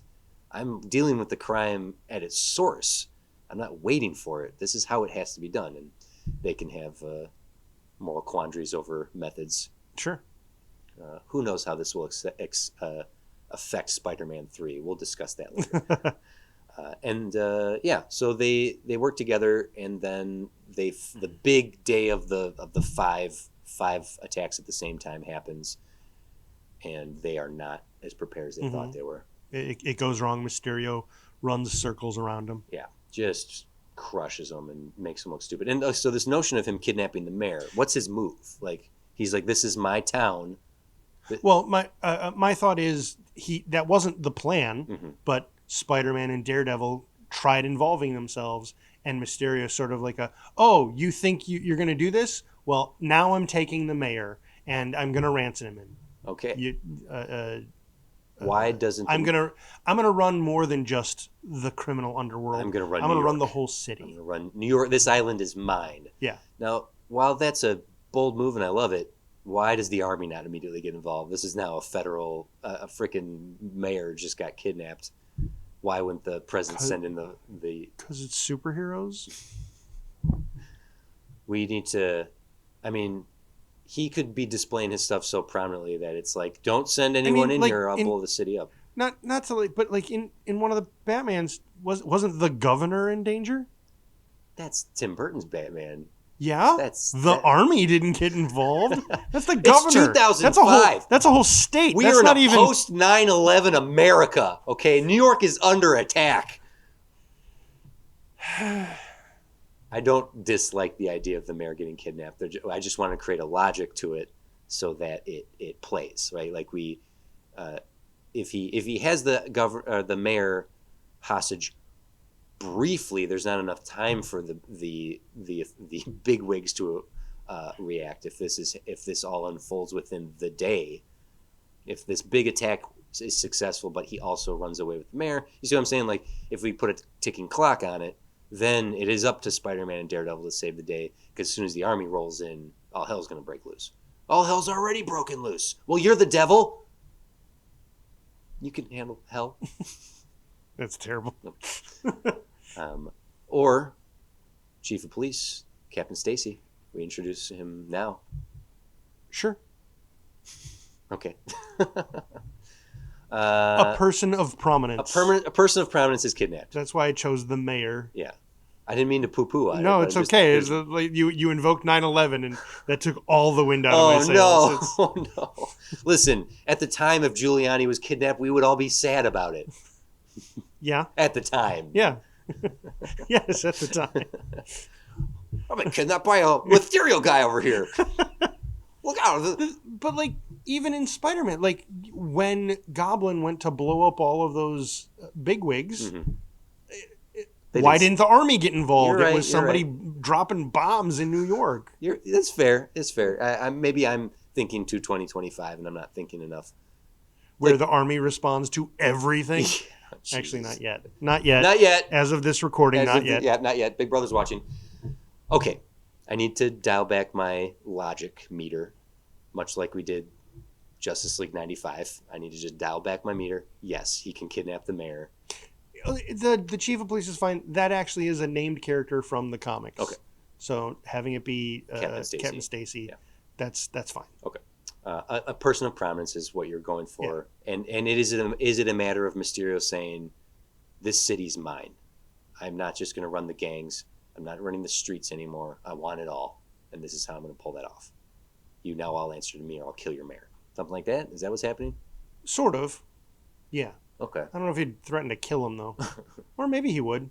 I don't know. Yeah, it'd probably be, or I'll off your mayor. Off your mayor. Maybe it's a matter of here to make them look like fools. Mm-hmm. Let's try this. Mysterio is a showman, and he knows how to mess with these people. Sure.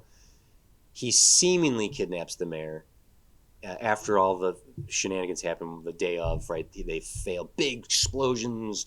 Rhinos tearing through them. Maybe we get some other named villains in here briefly. I think that might be going too far. Okay, just thugs and guns and Rhino kicking ass. Mysterio seemingly kidnaps the mayor, and Daredevil and Spider-Man basically tear through a building to save the mayor, only to get there, and the mayor is fine. He was never kidnapped, and Mysterio... Like, he tricks them. He tricks them to make them look violent and the enemies. Okay, I'm on board with that. And so when they get to the mayor... Gets the city turned on them. Yeah, he turns the whole city against them because he used illusion and he faked it all. So now they are, like, public enemies number one. Mm-hmm. So now we can kidnap the mayor and eat it, too. Yep. So now there's... I guess, so without the kidnapping, though, we don't have a clock. We don't have a clock for the third act. We have a clock for them to get to the mayor, and now... Wait, so he did? No. They assume during our big Act 2 explosive thing, the clock is ticking when the mayor's been kidnapped. They fail, fight their way. They'll boom. Okay, but now, yes, you're right. I mean, because the other option, now that I think about it, is instead we do a whole thing where Mysterio figures out who both of them are and kidnaps... Mary Jane. Karen and Mary Jane, I actually want to come back. Foggy and Harry, or all four of them. He kidnaps everyone that Spider-Man and Daredevil know. Every single person. Yes. Aunt May is in there too. Mm-hmm. Robbie Robertson. Yep. Not all of them. No. Okay. You're onto something there. Okay. Making them look like fools. Look like villains attacking the mayor when he's not in trouble. Mm-hmm. That kind of thing. Not only does he make them public enemy number one for doing that the mayor is like, bring me pictures of Spider-Man and Daredevil. Mm-hmm. Once they've failed and they go into hiding and run away, they're like, geez, this sucks. We thought Mysterio has kidnapped MJ and Karen and Foggy, like kidnaps one of each of their peoples. Okay. I don't know if we want to kidnap Mary Jane again. She's 2 for 2 at this point. Let's leave Mary Jane safe at this point. Aunt May was kidnapped in 2, and she was attacked in 1. Who does Peter have left? Who are we leaving alone now? Okay. Kidnap Harry. Because Harry hates Spider-Man. So here's why I was sort of resisting actually doing something like that. Okay. Is because we are very close to getting through this movie and leaving Spider-Man 3, for better or worse, completely intact. Completely intact. You know what? Let's leave Harry out of this. Okay. Harry can be some sort of minor thing in this movie, but he's not the one kidnapped. Having, let's say Mysterio kidnaps Karen. Okay. Karen and Foggy was a good call, and doesn't kidnap anyone from Peter's life. Okay. So Mysterio doesn't find out who Peter is. Right. He just figures out who Daredevil is because, pulling from the comics, in the comics, Mysterio bought that information from Kingpin. Oh. And in the movie, he figures it out. Mm-hmm.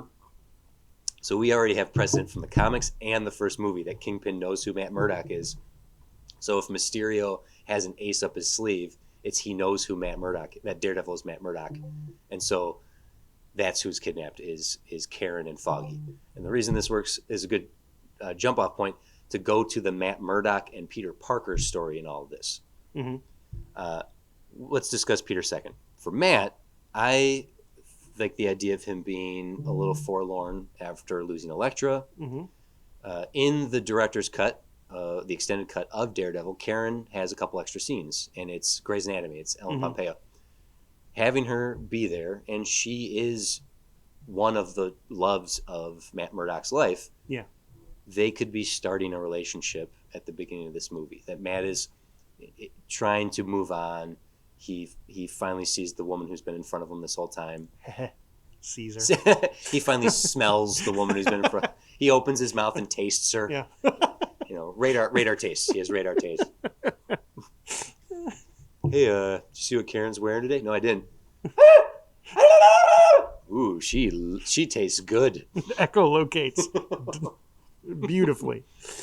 So Matt is trying to move on. He's trying to heal his heart. He's trying to date. We'll have to think possibly of some sort of legal plot for him as well. But go ahead. My only here's. I audibly drank while you think. You did while you were thinking. So while I thanked. While you thanked. Yeah. What is in this water? That's the past tense of think. Everyone knows that. While you thanked, I was drinking water. Please continue before you lose your thought. Oh shit. You saying don't lose your thought. No. Knocked it right out. No. It's he's maybe he's trying to date. There's something in what you're saying. Like we show scenes of Karen much more sending signals. She's putting herself out there. Yeah, and Matt's not picking them up until basically right before she gets kidnapped. Yeah. And the reason for that that just subtle change is I don't want to dishonor, quote unquote dishonor, the first movie, because the first movie sets it up that Matt believes Elektra's still alive somehow. Mm-hmm. She's still out there because someone left behind the hair tie, the necklace. No, it's the necklace. Okay, hair tie. I don't know. I was gonna say tchotchke. Left behind the Elektra tchotchke. The braille tchotchke. The braille tchotchke. Yeah, that's the past tense of braille. Yeah. Okay, that's fair. To finally pick up on the signals, the scene before the big explosion, much, yeah. And like even have it be like, cool. I'll see you we've made a date. The gala. We've made a date, and I'm going to see you at the restaurant. And she doesn't show up, and he knows something's wrong. Yeah. After they've already failed their thing, he's like, "Well, I have a date to get to," and he gets there, and she doesn't show up. She doesn't show up, and then that's when he discovers she'd been kidnapped. Yeah. Spider-Man, help me. Something like that. Yeah. Yeah. Okay. So now let's look over at Peter here. In the end of Spider-Man 2. He and MJ are together. She says, "Go get him, Tiger," and she accepts that he is Spider-Man. It's such a healthy ending. She's like, "I just left my husband at the altar, didn't even marry the guy, ran past the Punisher, showed up. I'm yours, baby," and they live happily ever after. I don't want them to have a relationship conflict in this movie because all three of those Raimi movies deal with their complicated relationship. I'd like them to be happy. Our American culture in 2005 was not ready for there just being a healthy relationship. Everything had to be tumultuous. We had to have every major couple continue to have trouble. It had to be Rachel and Ross every time. Well, I don't. I'm putting it out there that they don't have. It works. We're not going to be the drama this time. Yeah, that they're doing that Turk and Carla thing from Scrubs where they like give everyone else advice on relationships because theirs working out. Here's the little bit of this is the drama I want to create for Mary Jane and Peter. Okay. Their relationship is working. She accepts that he's Spider-Man. She even bandages him when he comes home with like cuts and bruises from his fight. She's all about it. She's pregnant. She tells him that's her big announcement, and it freaks him out because it wasn't something he was prepared for. And his fear is, what if I'm not a good father? Worse than that, what if I have created children that have my abilities? Like, it's so much more responsibility here. Little spider eggs. We're not going to do the comic book accurate irradiated semen story. Yeah, we're not doing that. We're not doing that. Okay. But giving him the fear of fatherhood in this. Nope, we can't do it. Damn it, Jim. Because you put it on the table that we have to leave Spider-Man 3 unscathed. Oh, we can't do it. Shit. That means they have to have a rocky relationship here. Damn it. Damn you, Jim Berzelic. Because in Spider-Man 3, he is so self-absorbed, and she is having trouble with her acting career that he's just so happy being Spider-Man that he doesn't realize she's having a rough time. And she gets mad at him, and he's like, I was going to propose. And she's like, too little, too late, bucko. Well, then I think then in this, we do some of what you said. She's not all in and super happy to bandage him up because when he comes home, he's beaten to hell. Yeah. And that's scary. Yeah. And also in this one, the villains, at first they're showy and comic booky with being Rhino and Mysterio, but also he starts fighting back alley street thugs. Yeah. And it's starting to get ugly. Like it's a bit darker than it was. It's not just swinging in and saving the day. Like here's your bags with the dollar signs on them, police officers. I'm just happy to help, and swinging away. It's like it's you're doing like full crime fighting stuff. I have another idea, but it involves us taking everything, shifting it forward. Okay. And then basically having Daredevil and Spider-Man become enemies number one a little sooner. Well, hold that thought. I don't lose it. I won't. The Mary Jane and Peter relationship, I like the idea that she is conflicted, that this is a lot. Every time you come back more and more hurt, it's harder and harder for me to accept. I love you. I'm with you. But this sort of thing makes me afraid of our future together. To which Peter's like, oh, like what? You mean like marriage and more? And like them having that discussion, creating a little bit of tension. Like you can't take care of yourself. What's going to happen if we ever have children? Oh, geez, I don't know if I want kids. You don't know if you want kids. This is a conversation we need to have. We can maybe not that intense, but having some sort of little bit of those relationship questions that you ask at the beginning that could determine the longevity of it. Okay. So that's doesn't need to be a major plot point in this. Sure. Because this is going to be more about the excitement of seeing these two characters work together versus these villains. So the relationship plot needs to be slightly smaller in this. That's my suggestion with that. Okay. So. Well, it related to Mary Jane being concerned about Peter being out there and being in danger. Yes. And identities being revealed. Like you becoming, like if they find out who you are, that's terrible. What about me and your aunt? Yeah. And actually, because I know that's been an issue, but there hasn't been any just straight up conversations with the people who are vulnerable. Yeah. And doing that, but then also doing it under the hunting eye of you mentioned him being at the end of Spider-Man 2. What if and so by speeding up the timeline of Daredevil and Spider-Man becoming enemies number one, Punisher. Yeah, I felt it coming. Yeah, I telegraphed that pretty I was resisting making it a big as many names as we can get in here because I normally love doing that, and I was wanting to make it simpler so we don't have to do this, especially because it moves the timeline up in a weird way to make enough room to put Thomas Jane in here as well. But it's not the worst idea. Is that something you'd want to do? I think let me try something. I like where your head's at here. We discussed Mysterio accumulating gangs. Frank Castle fights gangs, so he would have an eye on this as well. So his involvement,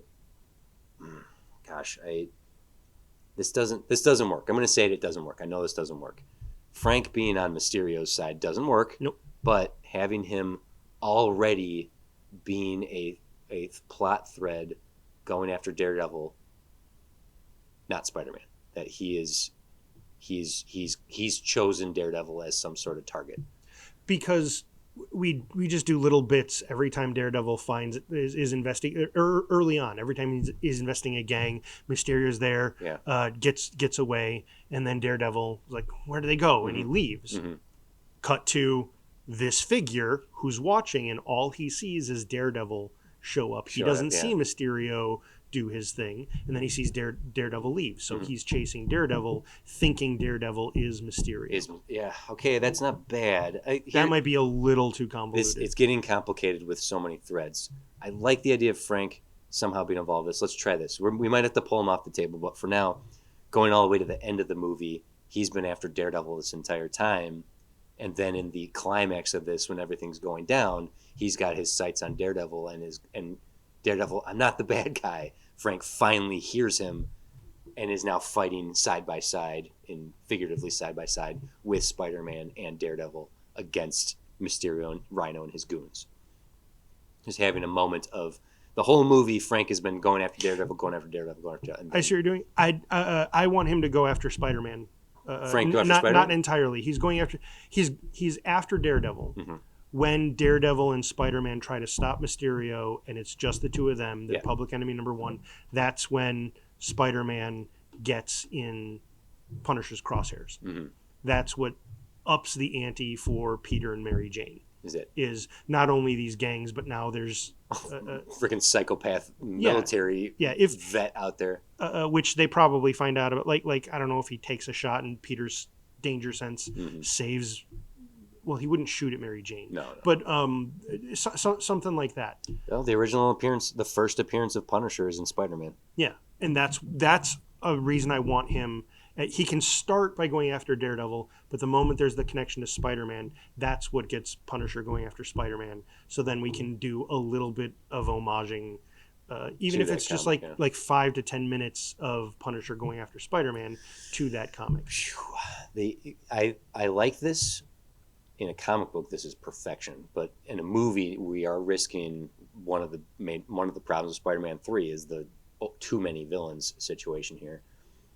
I'm torn. I like it. I like having Frank involved, but it almost diminishes Mysterio and Rhino by having that third threat in the mix. I'm gonna say no. I don't do that. Okay. Well, studios, you what's Eddie is our dressing room studios exec. What is dressing room studio? Dressing room studios. What do you think? Punisher should be in this. However, we can take them or leave them. We could take them or leave them. Let's keep them off the table now. However, I wouldn't be against, and it wasn't exactly vogue at the time, but it was something that happened from infrequently, is having Punisher involved in some sort of post-credits situation. Setting him up as after Daredevil and Spider-Man have saved the city and everyone's really happy with it, having Frank in some room going, I know a villain when I see one. Bum, bum, bum.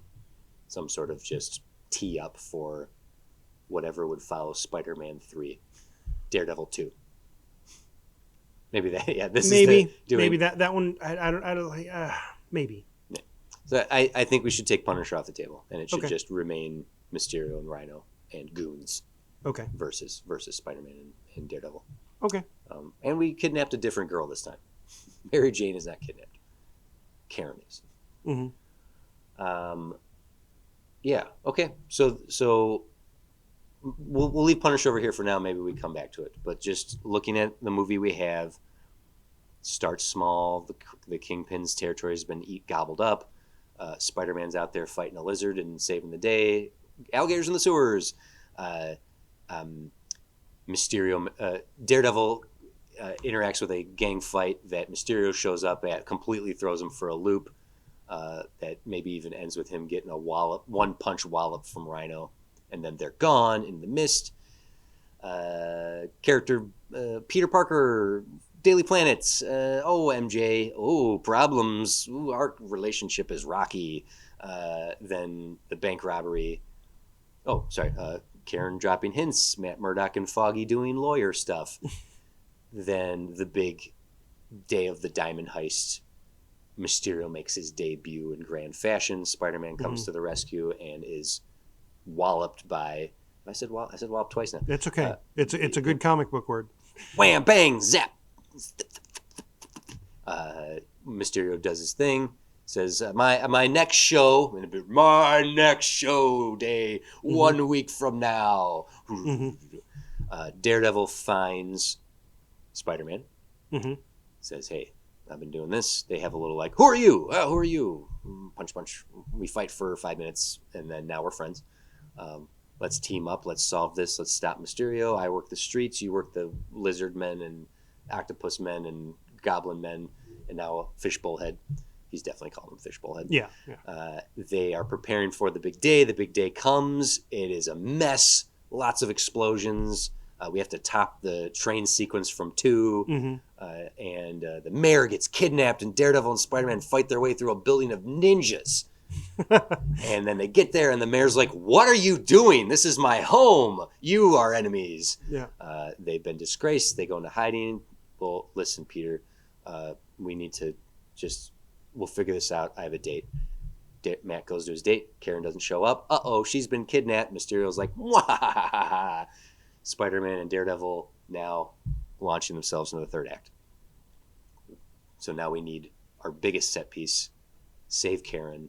I didn't like how a couple of those things lined up, but that's okay. What did you? It feels weird that they become public enemy number 1, and then Matt Murdock is like, I got to go on a date. Well, it could work in a movie it has happened to heroes before, but hearing it shorthand like that, it sounds out that part sounds out of order. He's miserable. He's sad. There's only one thing that'll make him happy. I have a date. Maybe you know what? No. It's fine. I'll fix it. I'll fix it. No. I'll fix it. Peter's like, you need to go. Gross. You need to go on your date, man. I hate that too. You need to go. Trust me. I had no relationships. You might not. I have this beautiful girl waiting for me at home, and even though we just sucked big time today and everyone hates us, we have our ladies. So go on your date, man. I don't think this is a good idea. It sounds stupid when you say it out loud. Go on your date, man. All right, I'm going. All right. Peter, I went on my date. She's been kidnapped. This is on you. All right, I accept. Yes.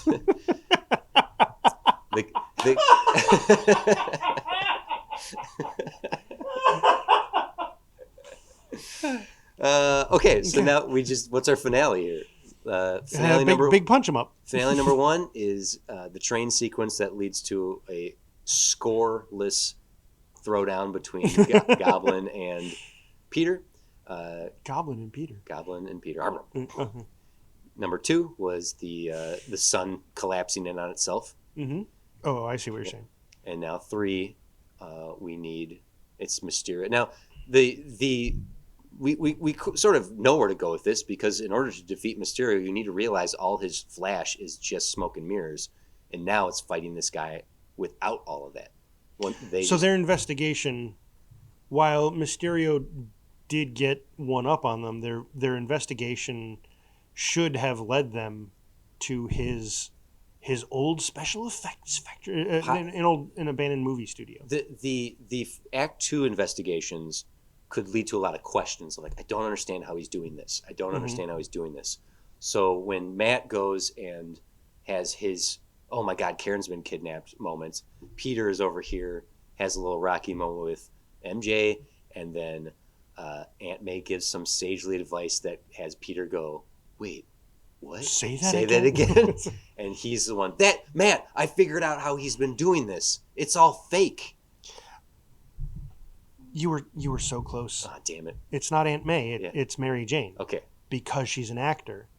So yeah, she inadvertently drops whatever clue about that Peter puts it together. Yeah. I don't know what it is. She's in some show where there's some smoke and mirrors stagecraft. Yeah. That maybe he like walks in the door and she does the effect while she's rehearsing it, and he's like, and she's like, Peter, it's fine. It's just smoke and mirrors. It's just, and he's like, oh my God, that's how he's doing it. Sure, yeah. Something like that. So then when they go into the final fight, they come rushing in, and Mysterio gives his big, like, welcome, I'm going to kick your asses. And they're like, Peter's like, hey, close your eyes. It's like, no problem. Anyway, so then they go into the final fight, and then it's left to Quentin Beck, Mysterio, to fight them with, like, actual conventional things. And Rhino, help me! Sure. And then Rhino is juiced up and ready to kick some ass. And then they just grudge match through a warehouse and blow it up. Yeah, pretty much. Okay. Karen is kidnapped, so it's save Karen. Well, they save Karen, and actually that sounds pretty like it's. I like the idea of it being an old movie studio is great. Yeah, like old hangar or two or whatever. That's a fun set piece. Yeah. But like the whole thing blows up and Rhino's arrested.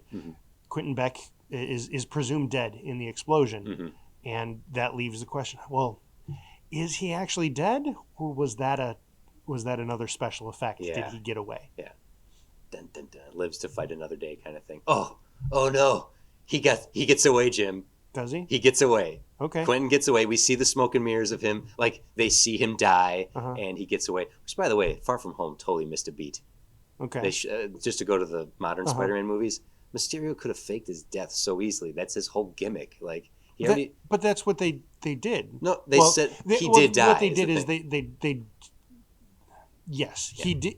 Quentin Beck did die. They used it as his death itself was a trick. Yeah. Like, it was Spider-Man who did it, and and I'm just saying, Mysterio is gone. There is no more Mysterio, but there is still Mysterio, even though we don't see him again. Back to our movie. Yep. He gets away. Karen is saved. There needs to be some heroic display in this finale that the city forgives Spider-Man, because at the beginning of Spider-Man 3, the city loves him. Like, he is at top of his game, and the city has accepted him, except JJ. So whatever this big flashy show Hollywood special thing. Derp. Yeah. That was why he kidnapped the mayor. because Spider-Man gets the mayor back. That's but never mind, that was an illusion. Yeah. Okay, that's an X on the chart to be like, we need Spider-Man and Daredevil, at least Spider-Man, to do something. So maybe in the final moments of this. I'm going to go back and suggest not Karen. It is the mayor. Okay. And that's why Peter and Matt have to save the mayor, because it will also clear their superhero names. Okay. Let's do the mayor and Karen. Okay. Spider-Man says, hi, Mr. Mayor. Hello, random citizen. Hello, why are you here? Don't worry. I'll keep your secrets. She doesn't actually even know. That's true. This is how she finds out Matt is Daredevil. Oh, okay. Whatever the case, Spider-Man saves the day, and they're heroes. The devil of Hell's Kitchen goes back to Hell's Kitchen to keep fighting crime on the streets. He saved Karen. She knows who he is. Peter returns to returns the mayor, saves the mayor, does some heroic thing that allows him to be forgiven by the public, and he's a hero. Sure. Yeah. I remembered you suggested Captain Stacy. It can be Captain Stacy. Okay. Yes. Yeah. Captain Stacy. Not. Yeah.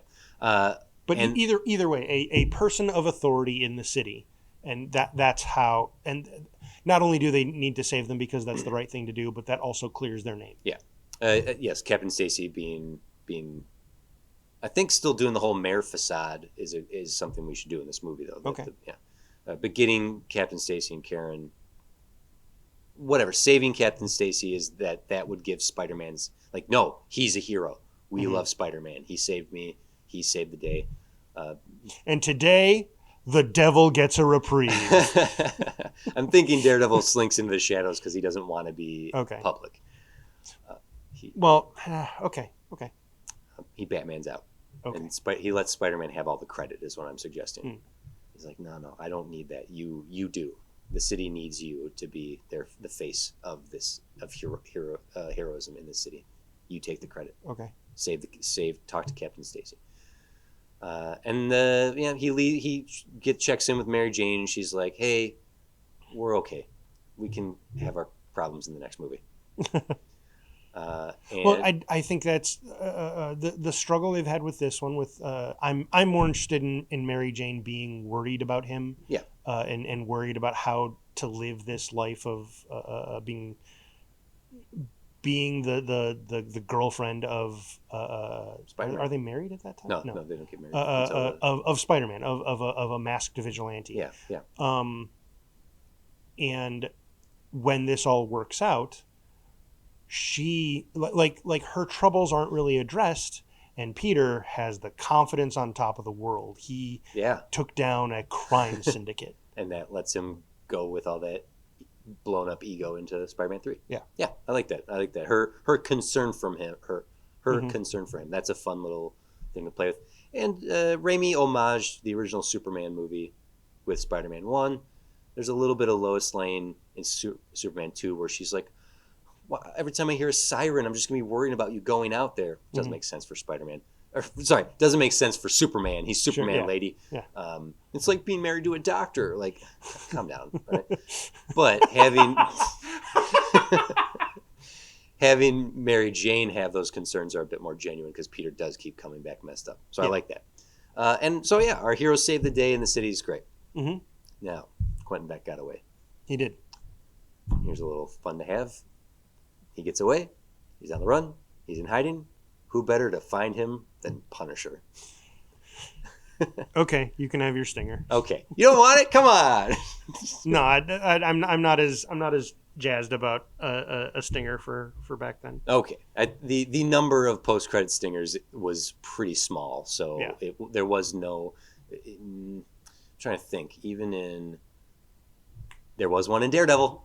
The theatrical release of Daredevil, there was a bullseye stinger that showed that he was alive. Yep.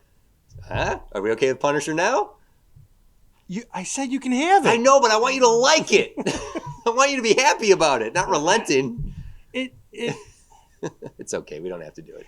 So the reason I feel that way, so what a stinger does, almost every time it's used, is what it is it's a teaser to wait for the next one. Sure.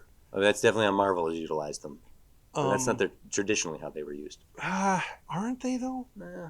Well, okay, yes. Yes, you're right. They are. Skeletor comes back. I'm thinking more Ferris Bueller, where it runs through the whole credits, and he's like, "It's over. Go away." Yeah, that's that is an exception. Yeah. But even when they're little goofy things, honestly, even with Ferris Bueller, it gets all the way. It gets to that like it's over. Go away. Mm-hmm. That doesn't mean you're like, yes, satisfied. Movie done. Don't need more of this. Day bow bow. Right? Like, I mean, horror movies have them notoriously. Oh yeah. And that's purposely to come back for the next one. At the very least, plant the seed in the audience's mind that evil has not been defeated. Sure. And to make your imagination go wild, and ideally to get people to clamor for another one. So my suggestion of Frank showing up is like, it's too much of a tease for something that doesn't exist. Yeah. I got you. Okay, that's fine. Now, granted, I know we are trying to craft and pitch stories that could have been made. Yeah. But we are dealing in Fantasyland, and we can put it in there if we want. No, I like your logic. I think you're right. Well, you know what? We'll let the studio tell us no. So it's up to Eddie. I think we do film the Punisher thread.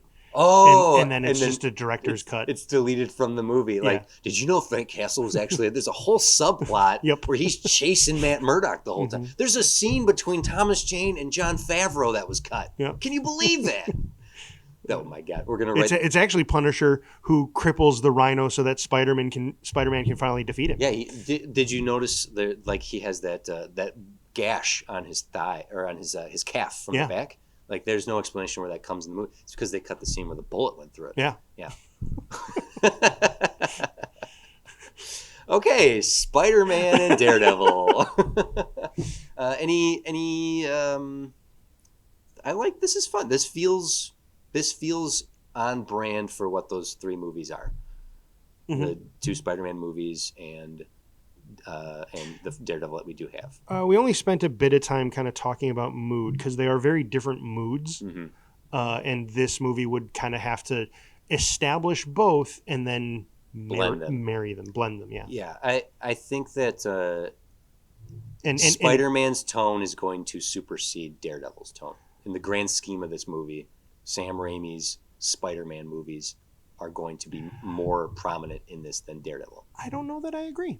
Oh, go on. I think it starts, I think the tone of Spider-Man's world does play a huge part. But the further they get in the movie, the more we get into Act 2, and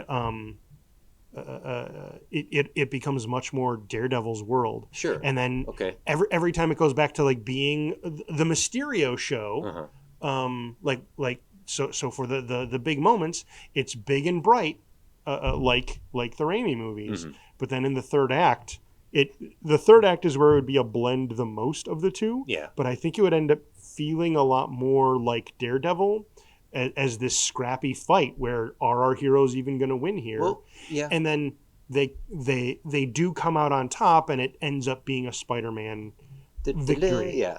Think of the Green Goblin fight at the end of that first movie, though. That is dirty. That's nasty. So it's not, and like the chainsaw, bone saw scene of the tentacle arms coming to life in when Dr. Octopus is in the medical room. It's very Evil Dead. So, yeah, I think you're right. I think more of Daredevil's tone bleeds into this than I think I initially thought. Mm-hmm. And I think that's the right way to go. We do have something that they could draw inspiration from, and it's going from one of the best. The Batman animated series and the Superman animated series had a crossover back in the 97. Mm-hmm. They did the World's Finest episode where Batman and Superman finally shared the screen in the cartoon together. Mm-hmm. And Bruce Timm, granted it's a completely different company or whatnot, but mm-hmm. it's a good reference point to go, this is how you take dark Batman and bright Superman and put them together. That could be something, like if we were not just studio demanded to write this, but actually develop it, mm-hmm. that is something I would point to go, this is how you successfully blend two worlds together. This guy pointed at some kids cartoon on how to make a big Hollywood movie. What an idiot. It's a great Joker. It is. Joker, it is. It is great. Offers to kill Superman. Hey Lex, I'll kill Superman. Like, you think you could do that? Yeah, I'm the Joker. It's great. Anyway, that would be a tonal, stylistic thing to point at. Mm-hmm. But to your point, yes, I think more of Daredevil ends up in this. And it has been a few years since I've watched the Spider-Man movies. I watched them before No Way Home came out, mm-hmm. or right after No Way Home had come out. I went back and rewatched them, and they are good-looking movies. And mm-hmm. I hate to be more and more and more of a snob about this. It's because they're on film. Like they have such a more like tangible feel to them. Because they shot on real sets with like a lot of wire work and then some really wonky, rubbery animation. Yeah, that like I do remember only a few years out is like only a few years out being like Spider-Man 2 is the best one of them, and then going back and like and the falling scene, like ooh, that is a My back. that is a ragdolly looking Spider-Man. It was a better time. It was. It was a better time. All right. Well, Eddie at Dressing Room Studios, how did we do? I throw it to you now, and I throw it to you listeners as well. Let us know. I think we're gonna end here. Did we meet the demand today? I think we did. I like this. This one was a lot of fun. Oh, I forgot. I wanted to do a little bit of casting. Oh yeah. Goldberg is Rhino. Ooh. The wrestler Goldberg. Yeah. His whole thing was the spear. Oh, that was his move, and that is exactly Rhino's move. And he's not the 7 foot or taller giant. He's 6'4", but he's big. He's 6'4". Really big. It's the one wrestling match I ever went to see was WCW in Milwaukee, and I saw Goldberg come out, and I was like, dude is a monster. Yeah, he's 6'4", so like, and in 2005, like that's the peak of his power. Yeah, he doesn't have to do much acting; he just has to tackle people. Yep. To be fair, though, he was pretty good. Like as far as wrestlers go, he had the riz, and his move was the spear, and that is what Rhino does. Perfect. Yeah. Well, those listening agree, disagree. Do you have any other casting? Mysterio is our big one. It would just be a matter of trying to get a bigger person. Brock Lesnar has the size, but I don't think he has the acting. No. And was Brock Lesnar around in 2005? I think so. Yeah. It's Mysterio's the key one. It's Defoe, Alfred Molina, and then who is Mysterio? It's weird. Like Sam Neill. I think Jeff Bruce Campbell could do a Spider-Man Mysterio. Mm-hmm. And honestly, he's probably good enough actor to be a Daredevil Mysterio as well. Yeah. I don't want to disparage one of my heroes. No, I love Bruce Campbell. I love him. But I'm not sure he could be a Daredevil Mysterio, like that kind of the conniving crime lord who's not just putting on the show. Yeah. Then he needs to be a real, genuine threat. He needs to be scary. And I said Jeff Goldblum. But, no. I shouted that in the mix of it. Well, you think about that. Okay. Those listening, though, what did we miss? Do you agree? Do you disagree? Whatever. You can message us directly at studiodemands.com or on Instagram. Find the post for this episode if you want to chime in specifically about this. Instagram at Studio Demands It. If you're not already, why aren't you at this point? You can be subscribed. It's fine. Just click it. It's cool. On any podcatcher of your choice. And if you feel like giving us a little review, you can do that in-app. Super easy. 5 stars. Doesn't matter. Whatever. Good. Helps us get in the algorithm. You can find us on YouTube and TikTok where we post video content, including material not heard here on the show. Jim? You can come be part of the conversation on Discord. Go to our website, studiodemands.com, and there is a link to the Discord at the top there. Or on Reddit, we have a subreddit, r/Studio Demands It, where I need to post more. But you can as well. That's right. You killed just enough time so I could run and grab another glass of water. If you want even more, you can find us on Patreon for a couple bucks a month. You can get episodes early, commercial-free, extended double-length episodes, and movie commentary tracks. And people, listen to me. These aren't just movie commentary tracks. These are full bonus episodes. The majority of our commentary tracks have an additional 30 minutes of us doing mini demands, having full conversations about the movies, and I have not been telling you any of you about that, and that's on me. So this is me telling you now that if you head over to Patreon and look at our commentary tracks, I am going through the library of them and time-stamping where our additional episodes are within those commentary tracks. So it's not just listen to us babble through a movie. We also sometimes dissect them or discuss other things in the midst of that. So look at all that fun to be had over there if you want to join us at Patreon. Massive thank you to 6'5 Media for everything they do for us. Please check out the other 6'5 shows. Jim, anything else? I'm going to drink loudly while you think. I can't remember his name. He won the Oscar for The Artist. Oh my gosh, yeah. He's the voice of Chucky. Oh wait, no. Wormtongue. No, wait. He won an Oscar for that? Didn't he? I thought he did. Was he just nominated? Oh my God! Now I'm forgetting his name. Jesus Christ. Brad Dourif. Yes. Brad Dourif. Brad Dourif won an Oscar for The Artist? Didn't he? I thought he did. Or did that win Best Picture? The Artist won Best Picture. Okay, that's okay, Brad Dourif as Mysterio. 2005, Brad Dourif. He would be... When did Return of the King come out? Return of the King... So 2001 was... 2003 would have been Return of the King. So yeah, he's hot. He's Chucky. Sam Raimi would love to work with him. Brad Dourif is Mysterio.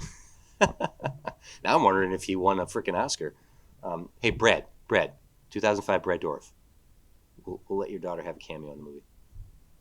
She's, Who's this? I can't remember who's Fiona Dourif. She's the star of the Chucky TV series. Oh, yeah. That's awesome. I did have one other thought as I was trying to think of casting. Yeah. We could have done Vulture, and my casting for Vulture would be John Lithgow. Oh my God! Yeah, that's great. 2005 John Lithgow. Yeah. Woo! Oh man! Right on the heels of Dexter. I was. I haven't seen it. So, you're talking about I was thinking Third Rock from the Sun. Yeah. No, Dexter. Wait, no, Dexter didn't start till 2006, so he hadn't done that yet. So yeah, John Lithgow's Vulture. All right. Well, unless you have anything else, Jim, we're gonna wrap up here. So that is. We'll be back again soon for one of you to take on one of your demands and challenge ourselves to have some fun in the world of cinema. I am TC. Jim here. Jim here. One of my favorite. Red Hot Jim. Got you, Jim here. Night hot ice cold Jim. Yo, Jim. Hip. Yo, Jim. Hip. Yeah, I'll take one. I don't know why I'm a ballpark.